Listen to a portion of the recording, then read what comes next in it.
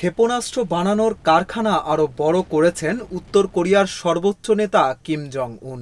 আমেরিকার একটি think tank প্রতিষ্ঠানের এক গবেষক এ দাবি করেছেন। তিনি বলেন, এক ধরনের স্বল্প মাত্রার ক্ষেপণাস্ত্র বানানোর কারখানা বড় করেছে উত্তর কোরিয়া, আর এই ধরনের ক্ষেপণাস্ত্র ইউক্রেন যুদ্ধে ব্যবহার করছে রাশিয়া। বার্তা সংস্থা রয়টার্সের এক প্রতিবেদন থেকে এসব তথ্য জানা যায়। রয়টার্সের প্রতিবেদনে বলা হয়, স্যাটেলাইট ছবি দেখে এই তথ্য জানান James Martin Center for Non Proliferation স্টাডিজের সহযোগী গবেষক স্যাম লায়ার রয়টার্সকে বলেন, উত্তর কোরিয়ার দ্বিতীয় বৃহত্তম শহর হ্যামবাংয়ে রিয়ংসং মেশিন কমপ্লেক্সে এই কর্মসূচি দেখা গেছে। এই কারখানায় হাসং-11 ক্ষেপণাস্ত্র বানানো হয়। এতে জ্বালানি হিসেবে কঠিন পদার্থ ব্যবহার করা হয়, আর এই অস্ত্র রাশিয়াতে সরবরাহ করা হচ্ছে বলে অভিযোগ উঠেছে। কিন্তু রাশিয়া ও উত্তর কোরিয়া এই অভিযোগ অস্বীকার করে আসছে।